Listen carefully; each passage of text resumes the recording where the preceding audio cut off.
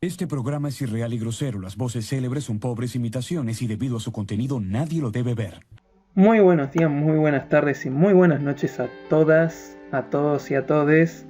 Soy el alumno Ezequiel Elías Abraham de la materia Sociedad, Estado y Política de Salud. Se me ocurrió hacer una serie de videos que expliquen cada una de las lecturas que nos faltan por ver. Recuerden que teníamos que hacer hasta la lectura 10, estudiarlas para rendir el parcial anterior. Bueno, espero que nos haya ido bien porque todavía no tenemos las notas. Con estos videos me estoy arriesgando a que de repente me saco un 5 y quedo para el orto. ¡Cállate la puta que te parió! Pero bueno, se me ocurrió hacer esto. ¿Por qué? No hay por qué. La verdad, tenía ganas. Así que bueno, sin más dilación, vamos a los descargos de responsabilidad. ¿Por qué? Porque yo, al hacer estos videos, no busco suplantar al profesor Miguel Leiva Ramos. No busco ser otra cosa que sea un complemento, ¿verdad? Y el ser un complemento no oficial significa que tal vez tenga mis propios errores a la hora de hacer los videos. Por lo tanto, me descargo completamente de la responsabilidad de que de repente estén en el segundo parcial escribiendo cosas como se las dije yo y que en realidad estén equivocadas, porque en todo caso yo también las voy a escribir y vamos a desaprobar todo. Las vergüenzas, sucia ramera. Pero bueno, por eso les digo, este video es un complemento. Si van a ver este video, primero vean los videos del profesor Miguel Leiva Ramos, lean los textos.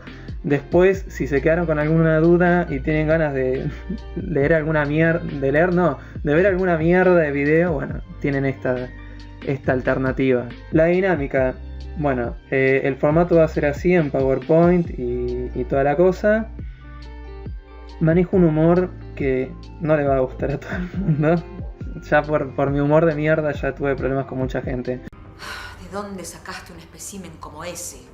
Pero bueno, si no les gusta este humor, lo lamento mucho, pueden cerrar el video y quedarse con los del profesor Leiva, que la verdad para mí están muy completos. Yo hago esto porque bueno, a veces el profesor habla con un vocabulario bastante específico y de repente solo lo entiendo yo. Que por cierto, yo hice 3 años de la carrera de historia, entonces obvio soy un historiador frustrado, pero bueno, a lo que voy es que sé un poco más que la media de los estudiantes de la carrera de enfermería. Y bueno, entonces cuando de repente habla del plan Cóndor yo lo entiendo, pero tal vez ustedes no. Y bueno, me interesó hacer también por eso, ¿no? Estos videos. Después, bueno, respondo consultas únicamente por los comentarios de los videos, pues ya me pasó de escribirles a WhatsApp y de repente me llenaban de consultas la mensajería privada. Me siento una diosa. ¡Dignidad! Oh, ¿no conoces la dignidad cuando la ves? No, pero bueno, por los comentarios, sí, es más rápido por ahí y podemos verlos todos, entonces tal vez 2 personas tienen la misma pregunta, pero ya la primera que preguntó eso, ya le respondí, entonces la segunda no pregunta. Es por una cuestión de organización, somos muchas personas en la materia, así que bueno. Resumen del video. Como vamos a ver, como vieron acá al principio, dice Sociedad, Estado y Política de Salud, Educación en tiempos de pandemia. Así que vamos a estar viendo lo que es la pandemia, pero lo que es la educación. Entonces, la pandemia es un momento de trascendencia mundial que impactó en todos los niveles de la vida humana. Recuerden lo que significa, ¿no? Somos un todo holístico, entonces eso significa que impacta en lo biológico, social, cultural, psicológico, espiritual. Se produce un reforzamiento de las desigualdades en diferentes campos sociales. En este caso nos vamos a centrar en la educación. ¿Por qué? Porque una persona con un alto poder adquisitivo seguramente tiene internet. Pero una persona que no tiene poder adquisitivo, lo más probable es que no tenga internet, entonces se vea obligada a usar datos o ir a la casa de un amigo, o directamente no pueda educarse. Entonces ya estamos discriminando a una población a través de la educación virtual, sin querer hacerlo, por supuesto, pero bueno, termina estando. Oportunidad para repensar los procesos de enseñanza, que significa que, bueno, lo vamos a ver alrededor del video, La educación en general en todo el mundo sigue teniendo las bases del siglo XIX y estamos en el siglo XXI, así que con eso digo todo. Y después, bueno, en el resto del texto de la lectura habla sobre cómo se fue adaptando la Universidad Nacional de Mar del Plata a este nuevo proceso social y reformular el proceso educativo en consecuencia, ¿verdad? Bueno, nuevas tecnologías, nuevos retos y nuevos modos de aprendizaje. Bien, empecemos por la pandemia, el aislamiento social preventivo y obligatorio y la nueva realidad educativa. Bueno, con el aislamiento social viene la educación virtual, viene una disparidad de acceso a las nuevas tecnologías, como lo venía diciendo. Estos cambios demasiado acelerados incapacitan nuestra posibilidad de adaptarnos al medio. Recuerden que todas las especies nos adaptamos, pero en el ser humano es especial porque nos tenemos que adaptar en todos los ámbitos. ¿Vieron? No es como si fuera, no sé, una bacteria que se tiene que adaptar para poder invadir a otro huésped. Estamos hablando de cambios estructurales de la sociedad. Es muy grande y el tiempo fue demasiado rápido, porque empezó en diciembre del 2019 esto del COVID y de repente en marzo del 2020 ya estábamos todos encerrados acá en Argentina. Falta de recursos, conectividad, condiciones para estudiar indignas, vergüenza, todos vemos los espacios de todos. ¿Qué significa? Bueno, falta de conectividad, ya lo dijimos. Condiciones para estudiar indignas, por ejemplo, si yo vivo en una casa, en una situación que es de pobreza extrema, ¿qué condiciones tengo para estudiar en esa casa? O imagino una casa en la que viven 10 personas. ¿Cómo hago para estudiar en una casa en donde vivimos 10 personas y somos todos unos quilomberos o todos gritamos y todo eso? ¿Quién puede estudiar en esas condiciones, no? La vergüenza de que nos vean a la cámara y de que vean lo que está detrás de la cámara, que significa no solo el entorno, que tal vez, como hay 50% de pobreza en el país, quiere decir que la mitad de los alumnos somos pobres. Entonces, imaginen lo que es la vergüenza de sentir que el resto están expectantes de lo que está pasando detrás, que tal vez hay una pared que está mal pintada, que tal vez hay una puerta que se está medio cayendo, como es mi caso. Pero bueno, yo no pongo cámara, pues no hace falta, pero si vieran detrás mío, tengo una puerta que se está cayendo a pedazos. Entonces, a mí no me da vergüenza, pero ¿a cuánta gente sí le da vergüenza eso, no? Incluso muchas veces uno dice, mejor no prendo la cámara porque o me veo desalineado, o de repente están gritando todos y no puedo prender el micrófono para participar, o cosas por el estilo, ¿no? Son realidades que nos tocan a todos. Y bueno, centro y periferia. ¿Qué significa centro y periferia? Centro, la ciudad, y las periferias suelen ser los pueblitos, los barrios más alejados, a donde menos acceso tienen el Estado, ¿no? Los diferentes espacios de gobierno, ya sea municipalidad, gobierno de una ciudad, gobierno provincial o gobierno nacional, pueden ser ejemplos. Y bueno, esta pandemia ha traído muchas revelaciones de un sistema educativo que está obsoleto. ¿Por qué? Porque el sistema educativo, como dijimos hoy, arrastra muchos elementos del siglo XIX. Realmente, ¿qué cambió en todo este tiempo? Y es más, es una crítica que se viene dando desde hace mucho tiempo. Especialmente yo me acuerdo que iba a la escuela y ya se venía criticando esto. Yo me recibí en el 2015, ¿no? Pero, o sea, seguramente las personas que tienen más edad también venían criticando esto de que de repente la educación se ha mantenido... perdón, me llamaron. Se ha mantenido en un estancamiento cuando en realidad debería seguir avanzando junto con el resto de la sociedad. ¿Vieron? Hoy en día que en una clase te permitan usar el teléfono para buscar información es muy difícil. Inclusive bueno, me pasaba a mí que nos retaban o nos reprendían si nosotros usábamos el teléfono para buscar información. Se demonizaba la Wikipedia, se demonizaba cualquier medio digital para conseguir información, porque supuestamente toda esa información era falsa, cuando en realidad eso es una falacia. ¿Cuántas veces hemos buscado información desde páginas de internet o cosas así y ha estado correcta? Pero bueno, el sistema educativo ya estaba fracturado desde antes de comenzar la pandemia, pero en un esfuerzo sociocultural por mantener vigente la forma tradicional de educar, nosotros es como que hacíamos la vista gorda. Porque, a ver, conseguir un cambio es difícil llegar a un cambio, ¿no? Porque implica muchas cosas, implica mover muchas energías, muchos esfuerzos, ¿no? Entonces, ¿qué es mejor? ¿Estancarnos en lo mismo, quedarnos en el molde, o buscar algo mejor que tal vez no sea tan mejor? Entonces, bueno, la sociedad ha decidido quedarse en el molde y no avanzar en ese sentido. Los actores de la educación, cuando ustedes lean actores de la educación en alguno de mis PowerPoints, se refiere a los profesores, alumnos, centros educativos, sociedad en general, ¿no? Porque los actores de la educación somos todos. La propia sociedad nos educa para que seamos miembros de la sociedad, y los profesores nos educarán para saber diferentes contenidos específicos. Y nosotros como alumnos somos quienes recibimos esos conocimientos. Y bueno, vamos a ir viendo qué estrategias hay para recibir esos conocimientos. Pero bueno, al final del día somos todos actores de la educación. Y bueno, pedimos a gritos reformas de enseñanza y aprender eficientes y comunes para todos. O sea que todos podamos llegar a la misma forma de aprender, aunque tengamos medios diferentes, y que sea algo que no discrimine. Porque, por ejemplo, la educación digital discrimina.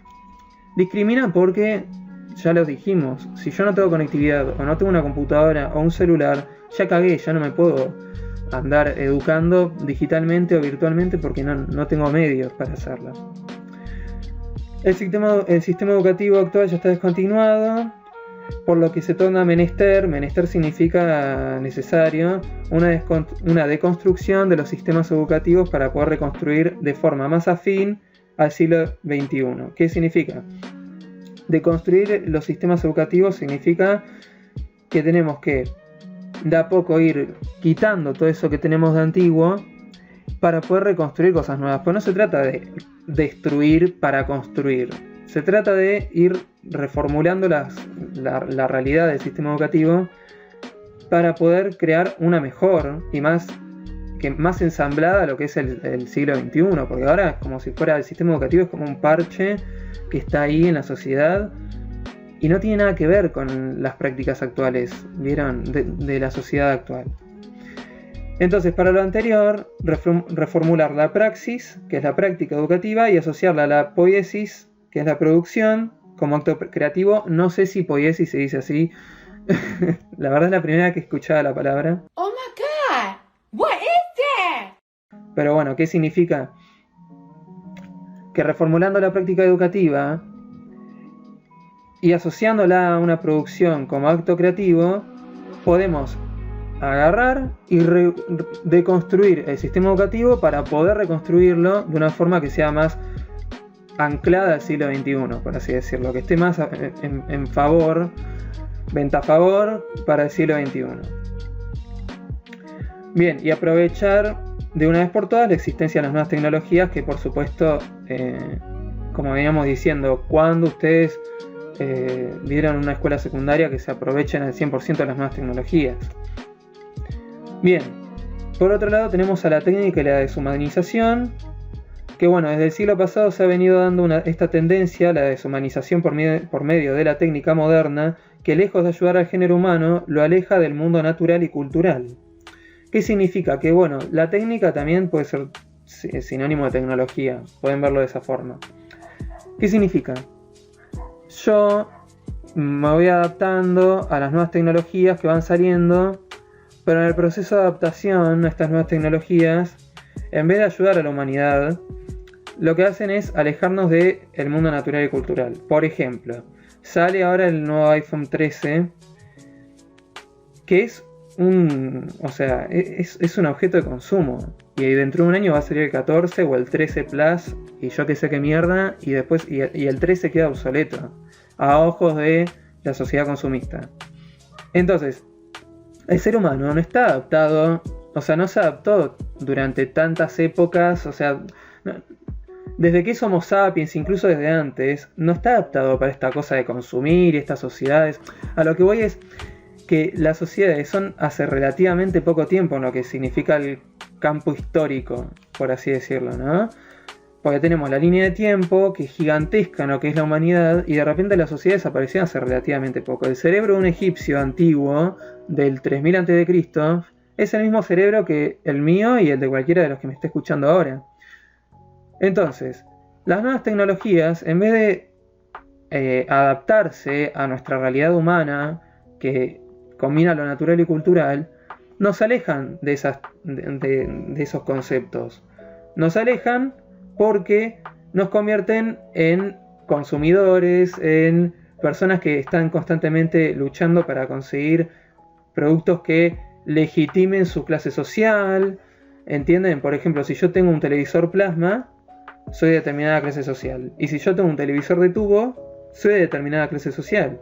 Y si yo quiero subir de estrato económico o de clase social, tengo que tener mejores elementos y mejores recursos que legitimen que yo soy de determinada clase social. Entonces, en una sociedad que está tan deformada por esos conceptos, como lo puede ser ahora que dije el ejemplo del consumo, que está tan obnubilada por la nueva técnica, por la técnica moderna, y por esto de ir siempre avanzando en cosas que tal vez no tienen tanto sentido.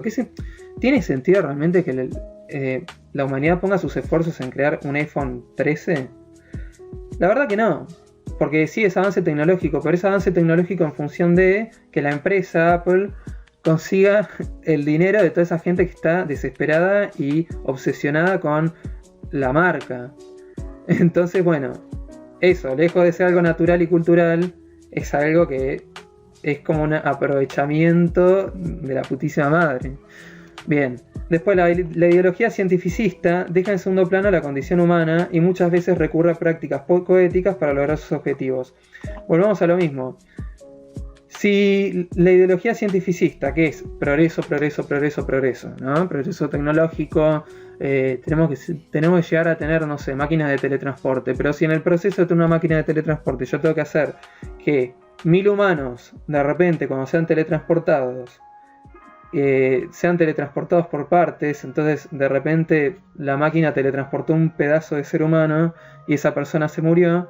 Bueno, para la ideología cientificista, a ver, yo estoy haciendo un ejemplo re flashero, pero para que se entienda. Según la ideología cientificista, no está mal. ¿Por qué? Porque es todo por el progreso, ¿no?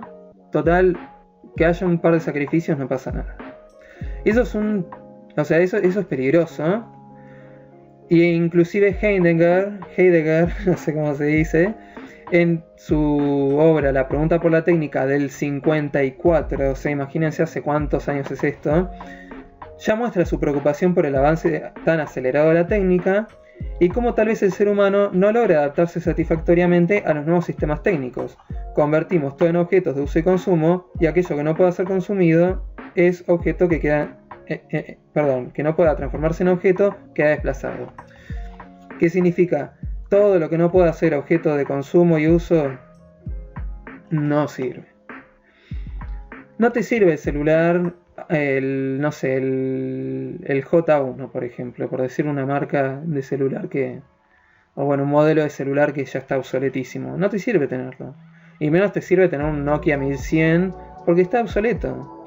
Entonces, como está obsoleto, por más que vos no tengas los medios para poder actualizarte tecnológicamente, tenés que actualizarte igual, porque si no te vas a quedar al margen o desplazado de esa nueva realidad en la que los teléfonos inteligentes se han convertido en una extensión del ser humano.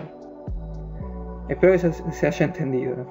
Bueno, el mundo tecnificado nos aleja de actividades que exigen salirnos de las demandas técnicas, aunque sea momentáneamente. Implica abandonar el pensamiento tan acelerado al que estamos acostumbrados. ¿Qué significa? Las actividades que nos exigen salirnos de las demandas técnicas, que pueden ser actividades creativas o actividades del pensamiento, cosas por el estilo, se nos dificulta hacerlo, porque estamos tan acostumbrados a este mundo tecnificado, ¿no? Que tal vez apagar el celular un rato para sentarnos a estudiar leyendo un texto se vuelve imposible. ¿Quién estudia con el celular apagado? ¿Cuánta gente? A mí no me sale estudiar con el celular apagado, siempre lo tengo que tener prendido, aunque sea para escuchar música mientras hago la tarea. O mientras leo un texto. Pero ahí está el tema, ¿no? ¿cómo podemos pensar en nuevas actividades que sean creativas si es muy difícil salirnos de este mundo tecnificado o de estas demandas técnicas? Entonces, ¿cómo hacemos para poder abandonar ese pensamiento aceleradísimo que tenemos todos, que está tan arraigado, ¿verdad? Inclusive me pasa ahora a mí que estoy tan enfocado en terminar el video que hablo acelerado, tal vez ni se me entiende un culo lo que estoy diciendo, me trabo bastante también. Entonces, bajar un cambio, ¿no? Bajar un cambio y decir, bueno, o pensar de qué forma puedo aprovechar, es decir, de qué forma puedo abandonar este pensamiento tan acelerado, alejarme del mundo tecnificado, pensar más creativamente, buscar actividades que se amolden a esa nueva creatividad que yo estoy buscando o que respondan a esa nueva creatividad. Y bueno, y eso es dificilísimo porque nos cuesta todo, porque estamos, como dije antes, estamos completamente arraigados a esta nueva realidad. Que bueno, no es tan nueva, pero es muy nueva para el género humano en el sentido de que como especie nunca estuvimos tan avanzados tecnológicamente y nunca fueron tan rápidos los avances tecnológicos. Y bueno, por último, en esto de técnica y deshumanización, no es que hay que negar el proceso tecnológico y volver a la naturaleza. Todo lo contrario, hay que aprovechar el proceso tecnológico para que para que responda a las necesidades del ser humano. No para que nosotros nos volvamos esclavos de las tecnologías. Bien, ahora el texto en un momento pasa a hablar de la Universidad Nacional de Mar del Plata, la Facultad de Ciencias de la Salud y el DPE, que no sé qué es el DPE, en tiempos de pandemia. Bien, el contexto, bueno, en tiempos de pandemia, hablamos 2020. El contexto es el cambio de plan, que pasamos de tener el plan 2006 al 2017, que sería el que estamos teniendo ahora, que se empezó a poner en práctica en el 2020. Tenemos 1800 nuevos estudiantes, que ¿cuántos quedamos, no? Pero bueno, es como que había 1800 ingresantes y la Facultad de Ciencias de la Salud es ínfima. Si ustedes fueron a la facultad, es un pedacito de nada, y después tenés otra sede, pero igual sigue siendo bastante chica, entonces tuvieron que reformular todos los espacios. Ahora viene el aislamiento social preventivo y obligatorio, y como necesidad para adaptarnos a esta nueva realidad, surge el tema de la virtualidad. Pero en este transcurso de que surja el tema de la virtualidad, se hacen visibles los problemas de comunicación de la Universidad Nacional de Mar del Plata. A través de cambios normativos, de la resolución, en la facultad de la resolución esta 462/20, el régimen de cursada se transforma en virtual. ¿Qué significa? Bueno, en principio significa que es algo nuevo para todos, que no muchos podían acceder, que algunos otros ni siquiera sabían que había cursada virtual y que por lo tanto pensaban que no iba a haber año académico. Y entonces se generan tensiones entre derechos y obligaciones de los actores universitarios. Por ejemplo, derecho del estudiante a ser educado, obligación de los profesores y de las autoridades de educarnos, ¿verdad? Y después, un objetivo en común que teníamos todos era la continuidad de la educación a través de la virtualidad. Porque la participación física era nula, porque estábamos en aislamiento social y era ilegal tener juntadas y bueno, y eso, y reunirnos. Entonces, el aula virtual se convierte en el medio de comunicación de los actores de la facultad, se utilizan otros medios como WhatsApp, pero bueno, el espacio legítimo, por así decirlo, o el más importante es el aula virtual, porque por ahí se suben todas las actividades, todos los textos, por ahí se hacen los parciales. Entonces, bueno, es el medio de comunicación por excelencia. Se continúa respetando la doble banda horaria. Hay materias en las que inclusive hay muchas más bandas horarias, en diferentes horarios, para poder responder a las demandas y necesidades de los alumnos. comienzan a darse reflexiones entre los profesores acerca de cómo ofrecer una educación de calidad en el contexto de pandemia. Y también pasamos por un proceso, pasan los docentes por un proceso en el que no solo enseñan, sino que también tienen que comenzar a aprender de una buena vez a usar las nuevas tecnologías, a aprovechar al 100% el campus, porque fue una cosa nueva para todos y especialmente para los profesores. Yo voy cambiando el lenguaje inclusivo con lenguaje no inclusivo, la verdad. Perdón. Bueno. Las prácticas cotidianas, que por supuesto quedan relegadas porque ya no se pueden hacer, como por ejemplo tomar mate en las clases, las reuniones de los profesores, el vernos en las aulas, las caras, es como que quedan en segundo plano y por lo tanto, o quedan completamente anuladas y por lo tanto adquieren una mayor relevancia, porque es como la frase que dice: quiero lo que no tengo, cuando lo tengo no lo quiero y cuando lo pierdo lo vuelvo a querer. Bueno, ¿qué significa? Que al ser algo tan común el tomar mate en un aula y compartir con los profesores ese momento, de repente ahora que estamos en la virtualidad ya no se puede. Y vieron que el mate es como un ritual para el argentino, que es un ritual social, es muy, muy importante dentro de lo que es la cultura argentina. Entonces al perder eso es como que uno siente un vacío, un pequeño vacío. Especialmente pasa en las personas que estuvieron en la facultad antes de que hubiera aislamiento y ya no pueden estarlo. Tal vez para un estudiante que no fue nunca a la facultad, esto es completamente inaudito, el mate, porque no sé si les dejan tomar mate en las escuelas secundarias, pero en la universidad sí se puede. Entonces es como que se van perdiendo esas prácticas o esas costumbres y queda esa sensación de pérdida, ¿no? Y de el querer volver a tener eso. Después la falta de familiaridad con la nueva realidad de las clases virtuales, ¿verdad? ¿A quién no le pasó al principio que de repente se enteró de que había que hacer un trabajo práctico y no sabía porque no se había metido en los foros? Que a mí me pasó, por ejemplo, eso. ¿O a quién no le pasó que no encontraba cómo hacer en dónde tenía que hacer el parcial?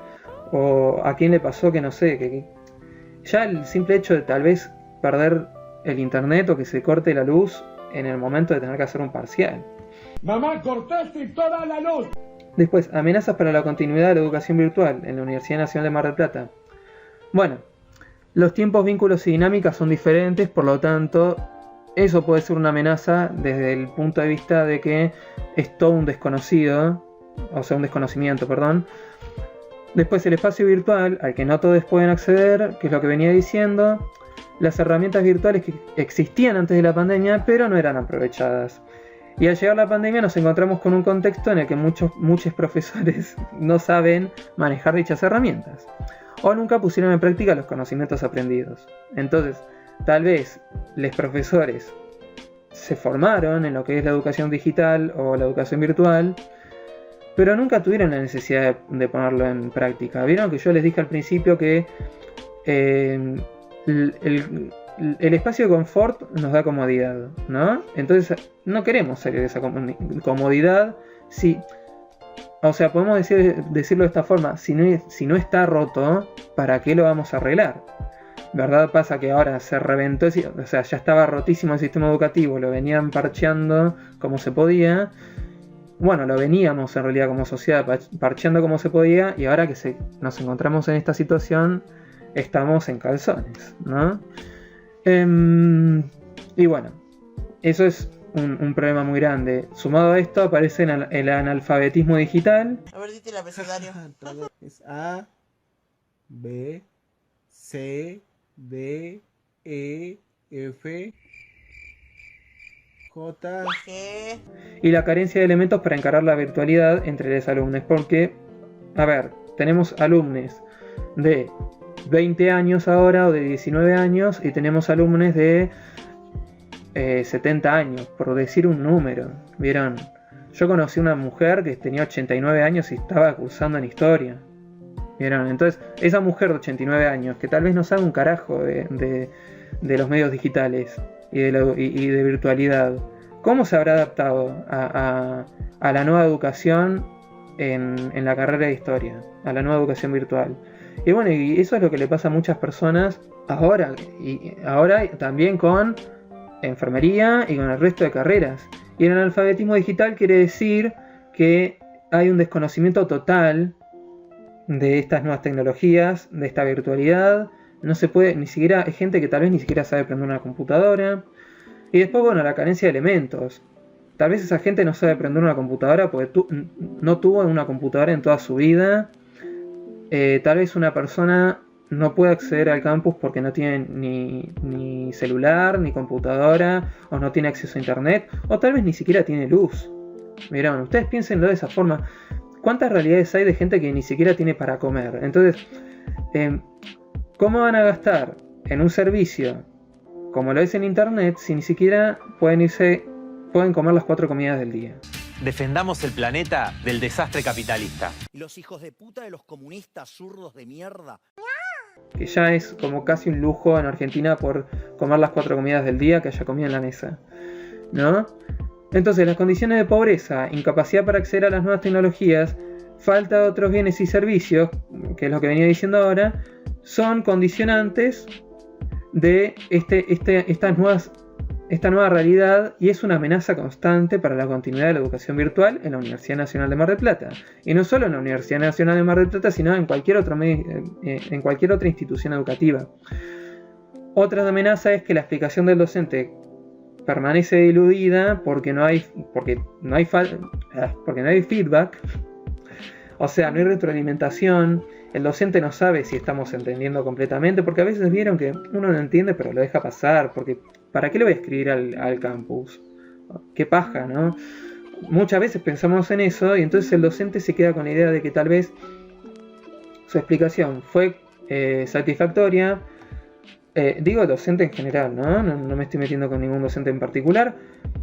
Entonces, tal vez el docente cree que su explicación fue satisfactoria, en realidad no lo fue. También queda diluida porque no es lo mismo que yo esté hablando acá por un video a que me escuchen en directo, y puede haber este feedback o retroalimentación. ¿Vieron? Es un quilombito eso, ¿no? Si se lo ponen a pensar. Y bueno, nuevos horizontes para la educación. ¿Qué significa? De todo lo malo nace algo bueno, o la humanidad se termina adaptando de alguna forma.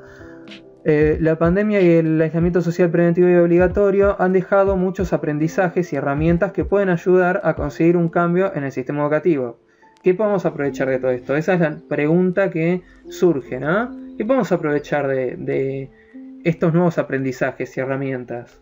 Tal vez el año que viene, si es presencial, que exista la posibilidad de que haya materias que todavía sean virtuales, estaría buenísimo. Porque hay materias que no requieren presencialidad per se para poder ser llevadas a cabo, ¿vieron? Ustedes sabrán qué materias son, ¿no? Pero digo, se puede aprovechar el campus. No es que una vez que volvamos a la presencialidad el campus se cierra y se acabó, se va toda la mierda. Inclusive por ahí se podrían subir los materiales, entonces no tendría que ir a la fotocopiadora del centro de estudiantes a pedir que me digan a ver qué material nuevo hay, o qué material, o decirles, a ver, me mostrás el PTD para poder saber qué material necesito fotocopiar. No, vos ya vas sabiendo qué material tenés que fotocopiar, etcétera, etcétera, etcétera, ¿no? Son muchos beneficios para los que podamos acceder al campus, ¿no? Pensemos en eso siempre.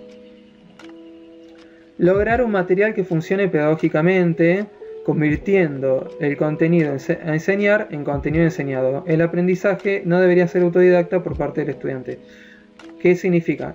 Que los profesores tienen que encontrar una forma de que el material funcione como forma de educar. O sea, a ver, me explico. Si vos le vas a dar a los estudiantes un material que no van a entender, lo más probable es que lo aprendan de memoria y después del parcial se olviden de todo, ¿no? Entonces lo que quiere decir este punto es convertir el contenido a enseñar en contenido que efectivamente haya sido enseñado, ¿entienden? En contenido que haya sido asimilado y apropiado por los propios estudiantes. ¿Y ¿Qué significa que el aprendizaje no debería ser autodidacta? ¿Vieron que está el meme ese de que uno le pregunta al profe, no entiendo esto, y el profe dice, está en el PDF? Bueno, ese meme es lo que se quiere evitar con esto de que el aprendizaje no debería ser autodidacta. ¿Por qué no debe ser autodidacta? Primero porque la función del profesor es educar, entonces el estudiante no tendría por qué ser autodidacta en la educación, porque por algo está la figura del profesor, si no, no necesitaríamos profesores y vamos a ser autodidactas todos. Segundo, el aprendizaje autodidacta puede tener sus problemas porque, como no sabemos bien lo que estamos aprendiendo, tal vez aprendemos mal algo y nos queda mal después el conocimiento. Y eso es lo que se quiere con lograr un material que funcione pedagógicamente. Buena intervención pedagógica es igual a una comunicación clara de terminología específica. ¿Qué significa? Que hay que enseñar al estudiante de forma tal que pueda entender el lenguaje que se está utilizando. Si yo les empiezo a hablar con lenguaje sumamente específico, algo que no entienda nadie, que solo entienda yo, ¿quién me va a entender? ¿Cómo puedo enseñar algo si no lo estoy pudiendo comunicar? Entonces eso es otro horizonte de la educación, para la educación. Tal vez las formas pedagógicas de enseñar antes eran que el profesor tirara un montón de información que tal vez el estudiante no podía asimilar o no podía comprender. Y ahora, con lo que estamos con la virtualidad y que el estudiante no puede andar preguntando, profe, ¿qué dice esta palabra o qué significa esto en este contexto? Bla, bla, bla, podemos decir que una comunicación clara de terminología específica es igual a una buena intervención pedagógica. ¿Entienden? Y una buena intervención pedagógica habla de profesores que están haciendo bien su trabajo. Otro punto, buscar que los estudiantes construyan los conocimientos y evitar hacer una valoración de productos. ¿Qué significa esto? Que los profesores no se queden solamente con las notas, por ejemplo. Supongamos que ahora en Sociedad, Estado y Política de Salud la media de nota, la nota media sería de 6, supongamos, ¿no? Si la nota media es de 6, nos quedamos con que supuestamente todos llegamos al término de promoción y estamos todos aprobando y genial. Pero la nota media puede hablar de una persona que sacó 9 y de una persona que sacó 3, por ejemplo. Y entonces, al final del día, 9 más 3, 12, dividido 2, 6. Entonces nos quedamos con que una persona entendió todo perfectamente o casi perfectamente y otra persona no entendió un culo y quedó aplazado. Y entonces, ese es el problema de hacer la valoración de productos, ¿no? Entonces, construir los conocimientos significa que nosotros, en vez de recibir todo el conocimiento como esponjas, que las esponjas absorben hasta cierto punto y después les cae todo el agua, ¿no? Que nosotros seamos actores activos de nuestros propios conocimientos y que nosotros mismos vayamos activamente construyendo junto con los profesores los conocimientos que vamos adquiriendo.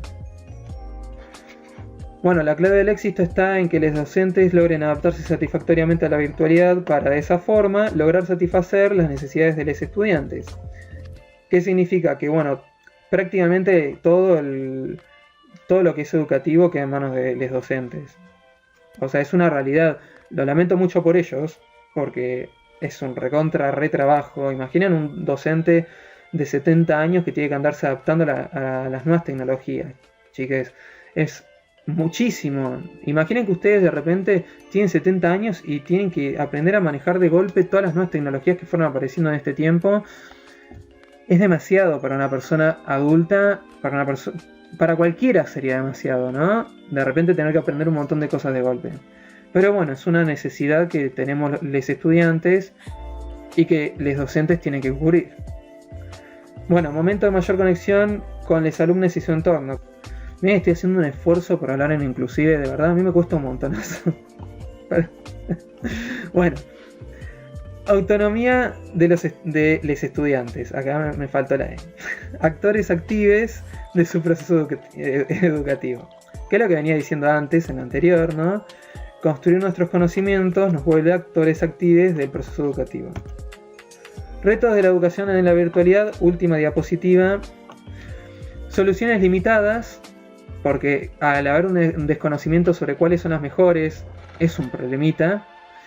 La conexión a internet y acceso a dispositivos digitales, como veníamos diciendo, por parte de los estudiantes y los profesores que tal vez no tienen los medios para poder conectarse a internet. Comprensión limitada de cómo el resto de actores resuelven sus dificultades en este entorno. Perdón, en este contexto, qué mal que estoy leyendo. Bueno, comprensión limitada quiere decir de que los profesores no están inmiscuidos al punto de saber si yo tengo la puerta que está detrás mío, que está toda reventada, casi caída, ¿no? Entonces, esa es a eso es a lo que vamos, ¿no? A eso es a lo que van con esto de comprensión limitada, de cómo nosotros resolvemos nuestras dificultades. ¿Cómo hace una alumna para resolver esa dificultad de no tener internet y no poder pagarlo? Bueno, poca o nula cooperación internacional, que la verdad me parece una pelotudez que no haya cooperación internacional porque estamos todos en la misma. Pérdida de población estudiantil, aquellos que no pueden acceder a internet o no tienen dispositivos para hacerlo. Volvemos a lo mismo, ¿cuántos estudiantes no pudieron acceder a la educación virtual? ¿Verdad? Y por lo tanto quedaron desplazados, discriminados, exiliados, inclusive estigmatizados, ¿no? Es como que de repente, ¿por qué el otro puede estudiar y yo no? Padres como elementos que se incorporan al proceso educativo de sus hijos, en conjunto con los profesores, pueden suponer una dificultad. A ver, esto va más que nada a la educación primaria y secundaria, pero imaginen un niño de 6 años que está aprendiendo a leer y tiene una madre que no sabe leer, o un padre que no sabe leer, o un cuidador que no sabe leer, y ¿cómo ayuda a ese padre, ¿no? O cómo ayuda a un padre que tal vez le está enseñando todo mal al hijo porque, no sé, tal vez el padre está en contra de la teoría de la evolución y justo le están enseñando eso al hijo y le enseña que todo fue producto de la creación de Dios y todo eso, y es recontra válido ese pensamiento o esa creencia, pero no es funcional a lo que se está enseñando en la escuela. Entonces el hijo o la hija va a terminar con una nota que le va a perjudicar a lo que es su educación, ¿no? Bueno, acá viene la dificultad, ¿no? Las tensiones entre padres y profesores, o inclusive también que los padres muchas veces no pueden andar cuidando de los hijos. Entonces, ¿cómo le podemos pedir ayuda a los padres, o cómo le pueden pedir ayuda a los padres, los profesores, si los padres están trabajando, se están reventando y no pueden educar a sus hijos? Nosotros podemos hacer el cambio de enlace. ¿La fe? Digo, si vamos a hablar como pendejos, déjame empiezo yo primero, ¿no? No está claro qué prácticas son mejores para los diferentes grupos de edad a la hora de educarlos. O sea, tal vez a un chico de 6 años le sirve que vos le pongas un dibujito en el que le enseñe una moraleja sobre que no hay que pegarle a los compañeros. Pero tal vez a un adulto no le sirve eso, ¿no? Tal vez ponerle Peppa Pig no le sirve a un adulto. Entonces, ¿qué prácticas son mejores y cuáles son peores? Bueno, eso es algo que se tiene que ir viendo con prueba y error, pero bueno, no se hace, o no sé. En fin, o no se puede hacer, o no, nadie se anima, o por motivos X. ¿Qué hacemos con los estudiantes que tienen dificultades para el aprendizaje y necesidades especiales? ¿Qué hacemos con una persona que tiene síndrome de Down y tal vez necesita una mayor ayuda para aprender determinados conceptos o determinados elementos? O tal vez necesita un mayor seguimiento por parte de los profesores porque tal vez su entorno no es el mejor, o tal vez no está teniendo ayudas sociales, ¿vieron? Entonces, ¿qué hacemos con esa población estudiantil que queda en segundo plano o que queda relegada? ¿Qué hacemos con los estudiantes que son ciegos y no pueden leer los PDF? Tal vez las clases orales, que son en video, tal vez no llenan del todo los conocimientos que necesita ese estudiante. Bueno, para terminar, video auspiciado por la secta sandrista. Sandra, te estamos buscando. Sandra, qué balconazo. Bueno, ¿qué es la secta sandrista? Es una secta enferma mental, producto de un grupo de pelotudes, que me incluyo, en la que estamos buscando a Sandra. Si no saben quién es Sandra, pregunten por los grupos, siempre alguien les va a poder contar quién es. Bueno, en el próximo encuentro, el modelo de salud argentino, historia, características, fallas. Por fin algo de salud en Argentina, en la materia que es Sociedad, Estado y Política de Salud. Vamos a ver en el próximo encuentro de qué se trata este texto. Todavía no lo leí, pero bueno, ya por el título vamos teniendo un adelanto de lo que va a ser. Así que bueno, muchas gracias por escucharme. Me trabé muchísimo, en muchos casos me equivoqué. Espero que haya sido útil, y si no fue útil también me pueden dejar en los comentarios algún consejo. Si tienen alguna duda, alguna consulta, algún insulto que me quieran decir, pueden hacerlo tranquilamente, no hay problema. Y bueno, en fin, les recuerdo una vez más, como dije al principio, esto es un complemento. Entonces, eso. Bueno, nos vemos en una próxima clase. Adiós.